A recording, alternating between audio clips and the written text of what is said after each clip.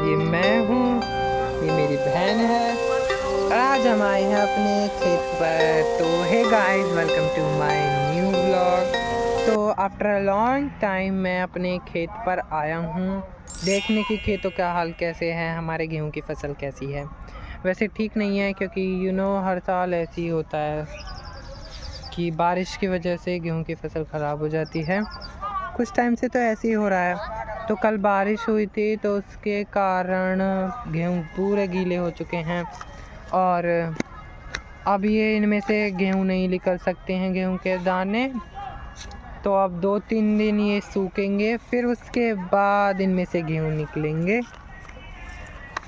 मैं आपको दिखाता हूँ, देखो।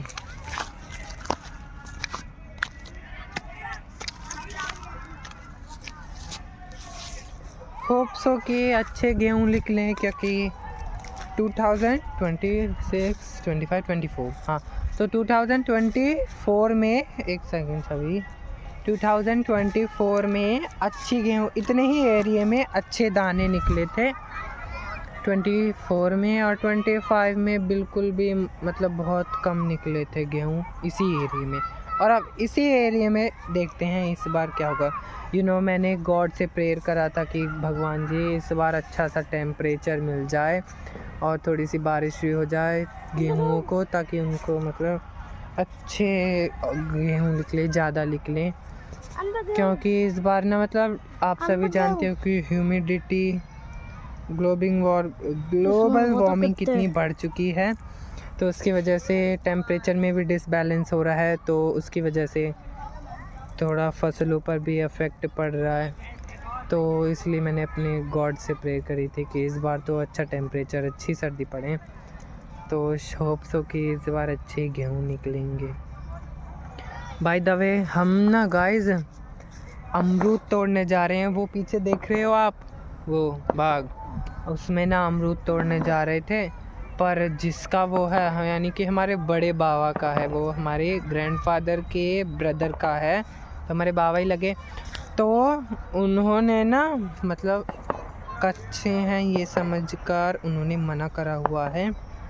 तो उधर ना बच्चे बैठे हैं कुछ, तो उनसे वो हम गए थे तो उन्होंने चिल्लाकर बोल दिया कि बाबा अमरूद तोड़ने जा रहे हैं वो और वो, तो इसी वजह से हम आ गए, वरना हमारा मन था।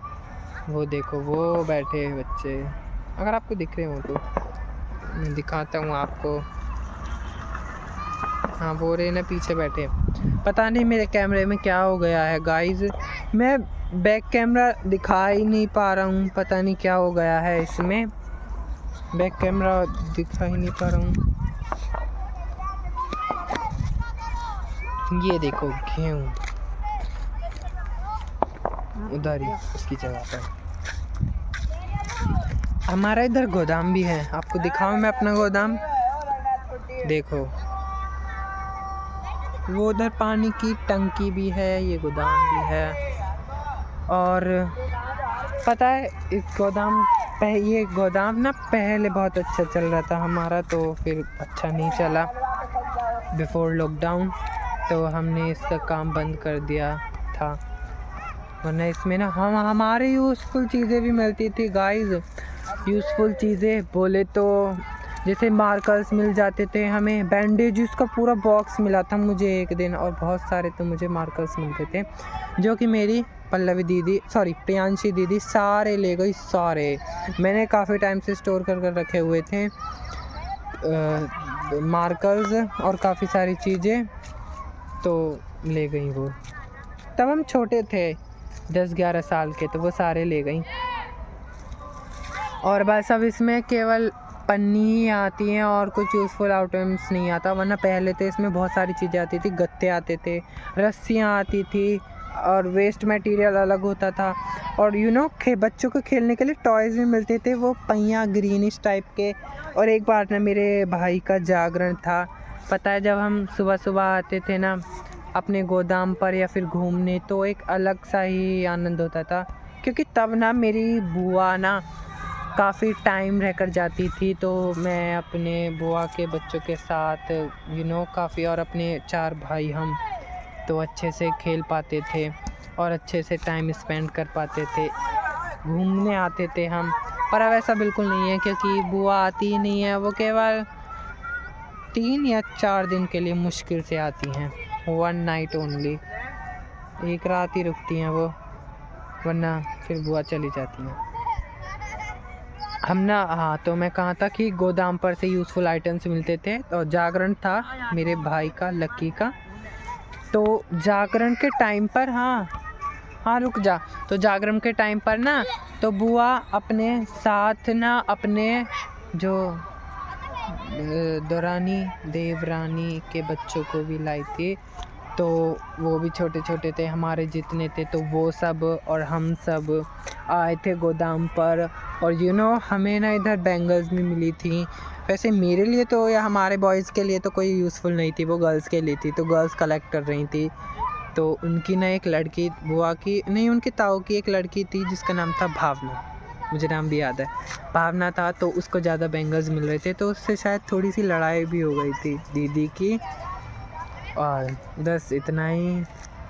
बहुत मज़े करते थे हम, घूमने भी आते थे मॉर्निंग में। हम सारे पीछे जो टावर दिख रहा है वहाँ तक हम सब घूमने जाते थे। पर अब सब कुछ बदल गया है। गाइस, आपको भी बचपन अच्छे से जीना चाहिए, क्योंकि बचपन दोबारा लौट कर नहीं आता है। तो अच्छे से जियो अपना बचपन। हमने तो, सच बताऊँ, अपना बचपन, वैसे हमारा बचपन ही चल रहा है, कह सकते हो, या फिर है। तो अपना बचपन अच्छे से जियो, कोई रोक टोक नहीं। पता है, हम जब चारों भैया खेलते थे ना, तो पूरे मोहल्ले में आवाज़ गूंजती थी। हम जैसे खेलते थे, बहुत ही मतलब एक रौनक सी रहती थी, चहल पहल सी रहती थी। पर अब ऐसा कुछ नहीं है, अब हम नहीं खेलते हैं, खेलने का नहीं है। मतलब लक्की इधर नहीं रहता है, रोहन और राघव अपने काम में बिज़ी होते हैं, वो अखाड़े जाते हैं, मैं अपना घर पर रहता हूँ, पढ़ाई करता हूँ। तो पहले इतना पढ़ाई का टेंशन नहीं था, अब पढ़ाई करते रहते हैं, तो उसकी वजह से भी अब इतना घुल मिल नहीं पाते। वरना हम क्रिकेट खेलते थे, जितने भी छोटे छोटे बैडमिंटन गेम थे, जितना भी था, हम सब खेलते थे। पर अब ऐसा कुछ भी नहीं है। तो इसलिए आप गाइस, आप भी अपना बचपन अच्छे से जियो। क्या पढ़ रहने दे तू, मुझे पता कोई गंदी चीज़ होगी। खेतों में ना गाइस कभी हड्डी मिलती है, मैं तो जितनी, हाँ, तो मुझे ना देखनी ना हड्डी, मैं क्यों देखूं? हाँ, ना दिखी हम लोगों को दिखा है। मैं देखो भी ना हूँ।